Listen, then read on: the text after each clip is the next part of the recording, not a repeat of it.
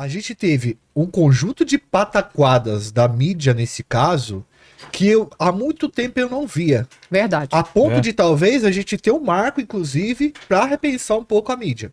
Tem que ficar algumas reflexões aí, né? Da condução dos nossos jovens, né, cara? Pelo amor de Deus. Esse Maicon preso, com muitos indícios, né? Muitas evidências em torno da participação dele no... A polícia concluiu que o único preso até agora agiu sozinho.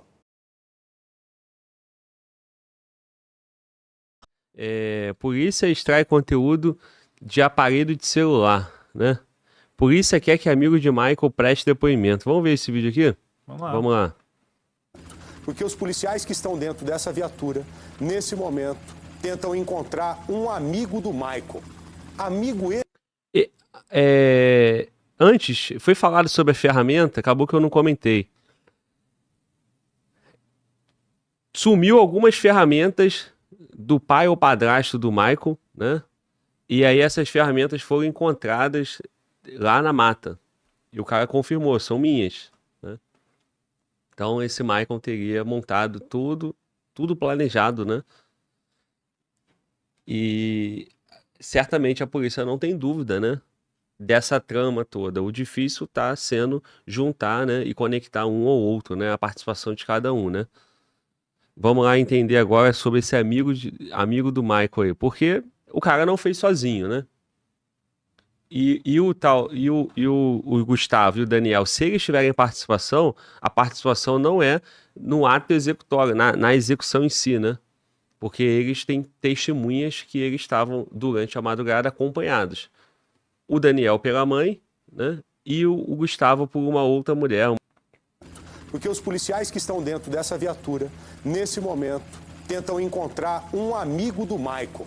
Amigo esse que pode saber o quê? Amigo esse que pode ter feito o quê nessa história? Ainda não sabemos. Mas o Leandro Santana, o nosso jornalista investigativo, está te abastecendo aí, ô Daniel Oliveira. As buscas seguem. Ele não foi encontrado naquele primeiro endereço. A diligência continua aí por toda a região de Cajamar, Daniel.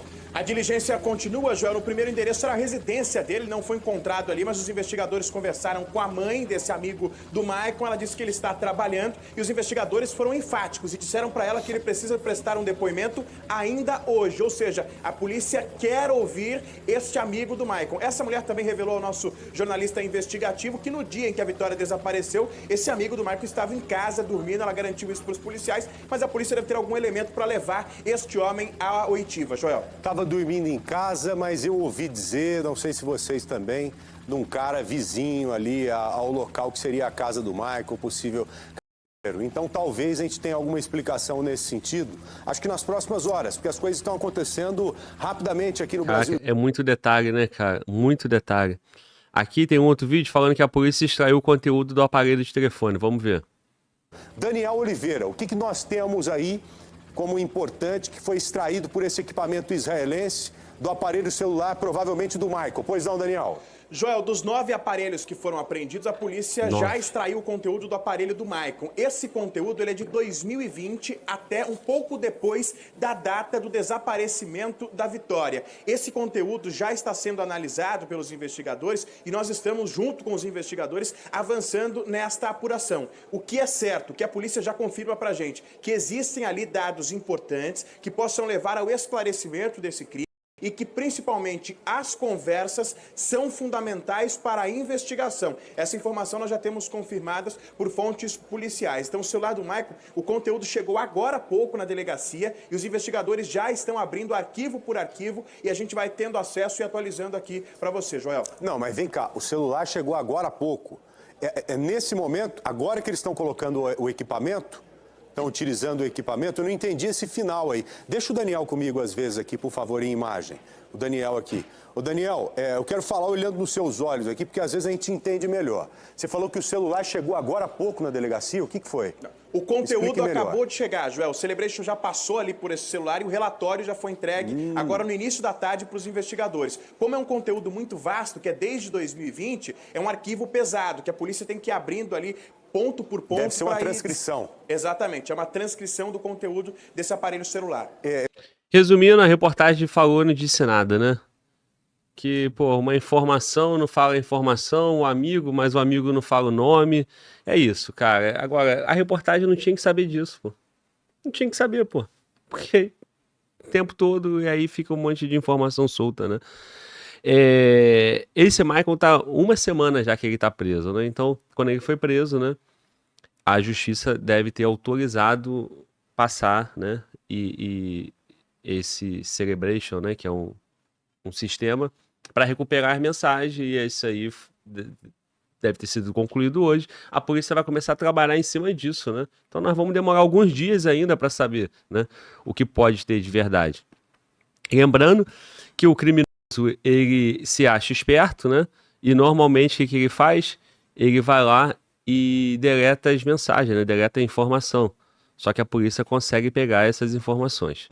Novas informações sobre o caso Vitória. Dados obtidos com exclusividade pela Band revelam que o principal suspeito pelo assassinato brutal estava stalkeando, monitorando a vítima há meses nas redes sociais. Veja agora na reportagem do Daniel Oliveira e do Leandro Santana.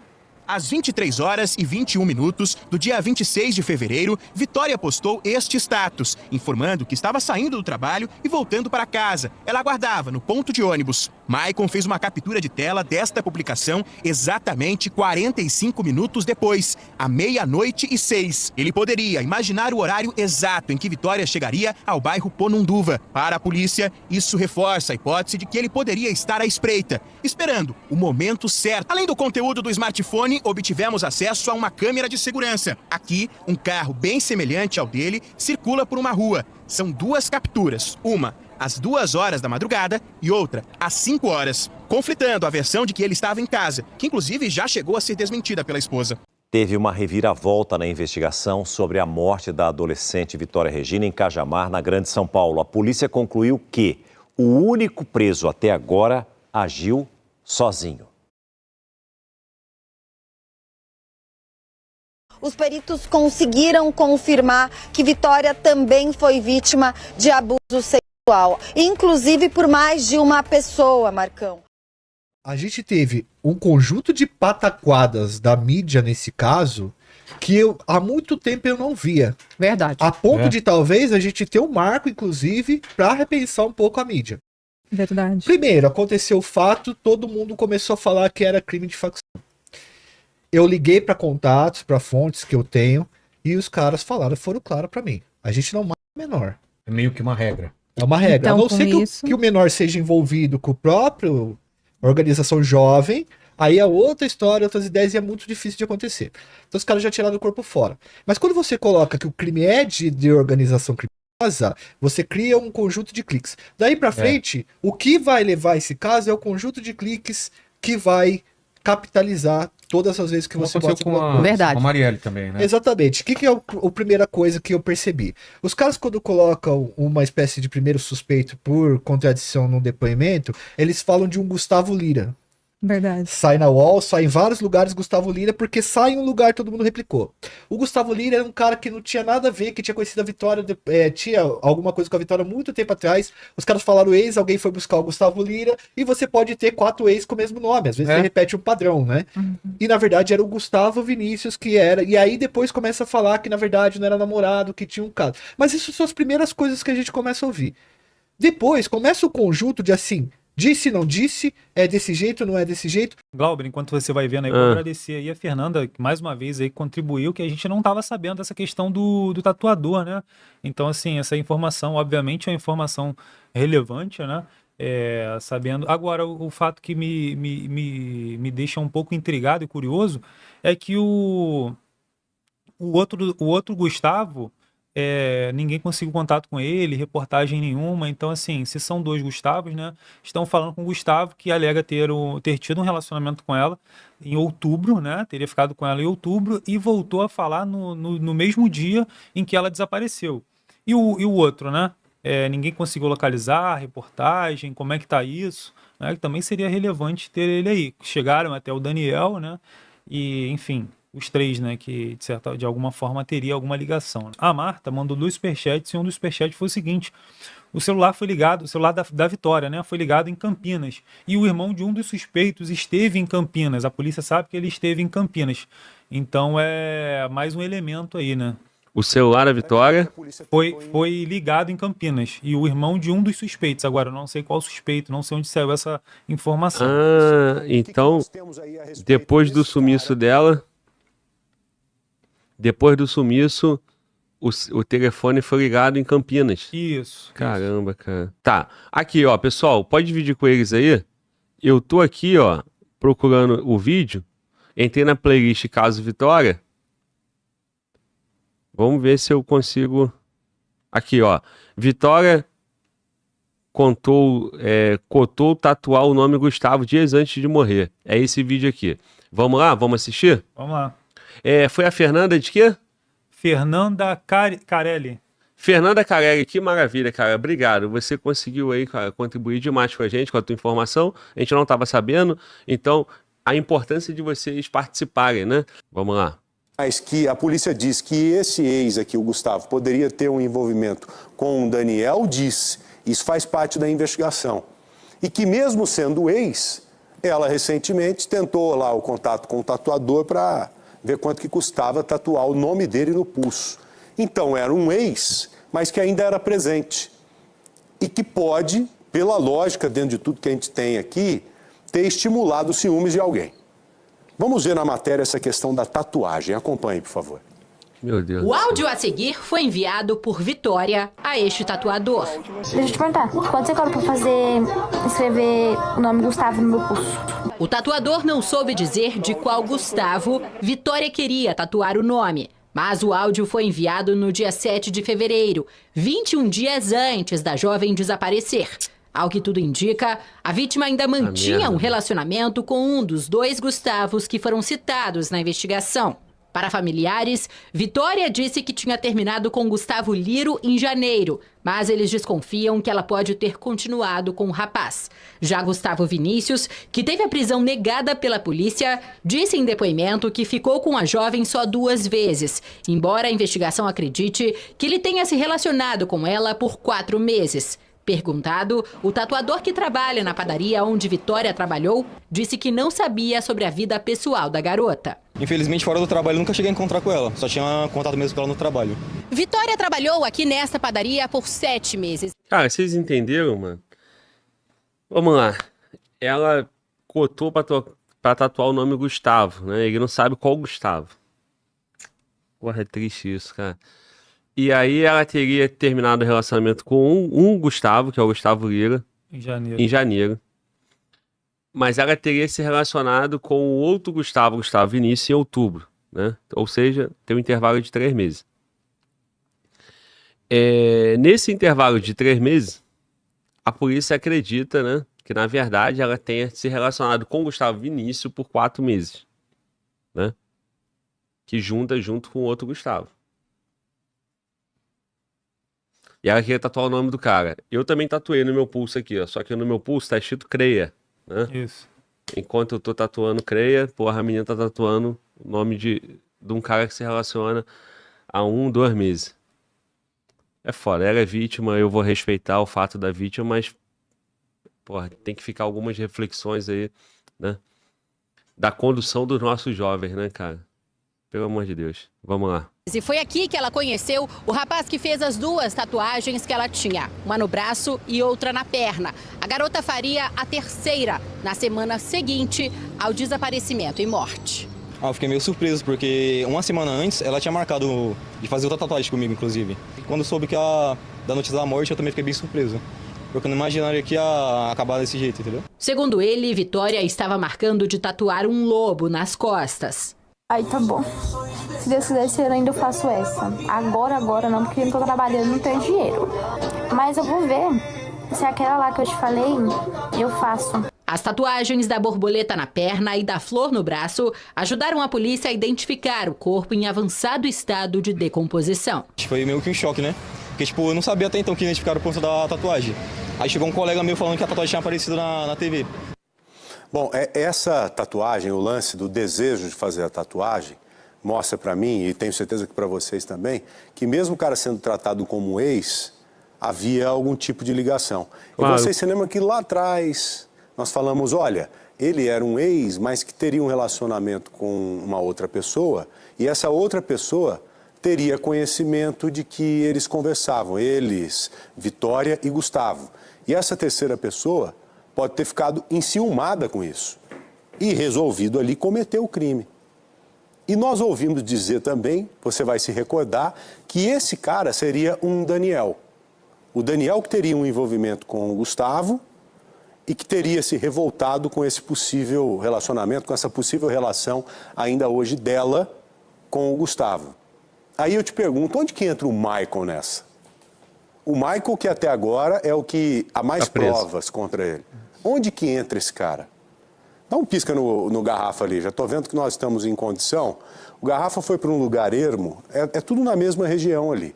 O local em que as ferramentas foram encontradas, o local em que o corpo da Vitória foi encontrada. E nós vimos que as ferramentas, elas foram levadas da chácara do padrasto do Michael 2 dias antes, não 12 dias, como eu disse. 2 dias antes do crime.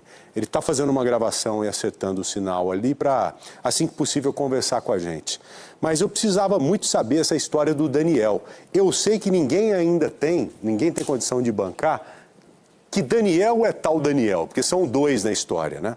Porque um, segundo a polícia, teria um relacionamento com o Gustavo. Mas quem é esse? Porque nesses dias recentes apareceu um outro Daniel. A polícia tomou conhecimento de um outro Daniel. É provável que esse cara tenha entrado na investigação também, com esse acesso que a polícia teve, através do aparelho israelense, a essas ligações. Porra, aí eu vou ficar doido, mano. São 2 Gustavo, agora... 2 Daniel. 2 Daniel? Isso. Caramba, mano. Olha, apareceu no meio dessa confusão toda o nome do Daniel do Rodeio, que não tinha nada a ver com isso, pelo menos foi o que a polícia me falou logo no começo. Ele é amigo de infância do Michael, ele conversou com a nossa equipe, ele foi interrogado porque defendeu o amigo da internet. A reportagem é da Fabiola Correia. Deixa eu ir com o Barba aqui, ô Rony. Deixa eu ir com o Barba, leva aqui na tela, por gentileza, ô Barba. Dá um zoom na tela, tá na hora do SBT. Quando Michael teve o carro, o Corolla prata, fotografado, um amigo de infância veio a público nas redes sociais defendê-lo. Era Daniel Vinícius, o Rodeio. Quando ele pediu para me postar a foto do carro dele como fake news, eu postei porque eu acreditei nele. Daniel foi chamado a depor por conta dessa postagem. Por fato de eu ser um pouquinho mais próximo do Michael, ter amizade assim de infância, estão desconfiando que possa ter sido eu com ele, entendeu? Na delegacia, os 2 se encontraram. A gente ficou em sala separada, ele ficou com a esposa dele, eu fiquei sozinho. E os outros 2 rapazes também estavam prestando depoimento, ficou sozinho. Nós só se viu depois quando a gente veio e vinha embora, que o policial que trouxe a gente. Mas ele não falou nada, ele sempre ficou quieto. Daniel nega qualquer tipo de envolvimento no crime. Se eu for preso, eu vou provar. Vou provar de todas as formas. Tem meus parentes, não é porque meus parentes são honestos.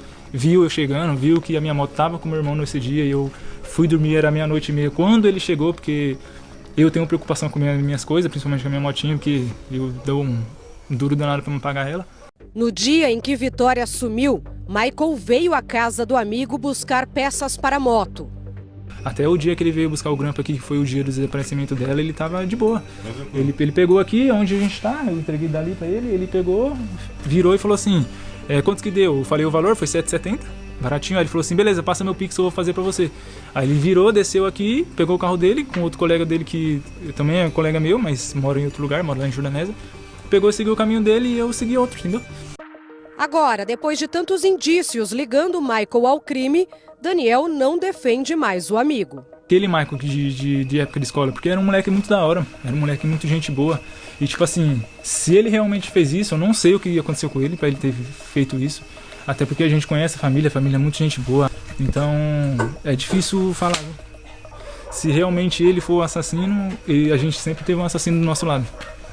Sempre teve e não sabia. A mudança de Michael da casa que pode ter sido o cativeiro da Vitória causou estranheza no amigo. Ele morava lá com a irmã dele foi embora, que ela casou, e ele continuou lá. Quando ele falou que ia sair de lá, eu até falei, caramba, Michael, vai sair da casinha, né? Você sempre morou, e ele falou, é porque tá faltando água, mano. Mas, tipo assim, que ele me falou que ia sair de lá já bem antes disso acontecer com a Vitória. Aí ele saiu agora há pouco, porque ele falou pra mim que estava esperando um mês acabar, né, pra cumprir o aluguel. Aí o mês acabou dia 28, né? Ela assumiu no dia 26. Daniel trabalhava como entregador de uma grande empresa. Com a repercussão negativa do nome dele, perdeu o emprego e tem sofrido ameaças virtuais. Sensação muito ruim mesmo, porque eu não durmo, eu não consigo comer direito mais, porque mesmo sendo inocente dá esse medo, porque a gente fica à mercê de coisas ruins. E eu tô só esperando, eu quero logo que isso acabe, quero logo que encontre o culpado pra mim poder pegar meu celular e voltar a trabalhar, que nem trabalhando mais eu tô podendo. Dito isso, cara, não tem muito mais para onde a gente caminhar, né?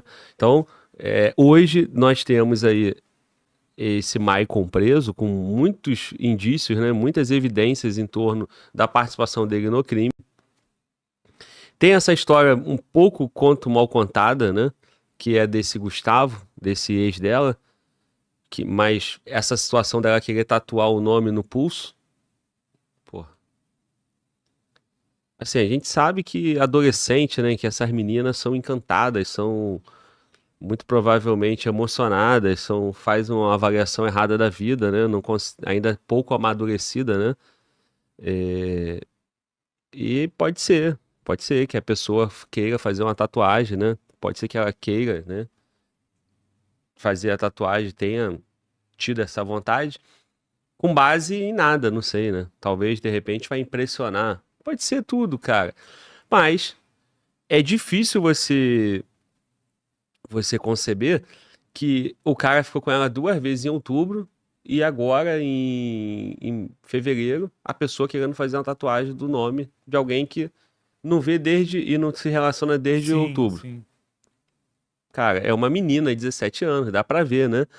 Que infelizmente ela tava mal direcionada na vida, né?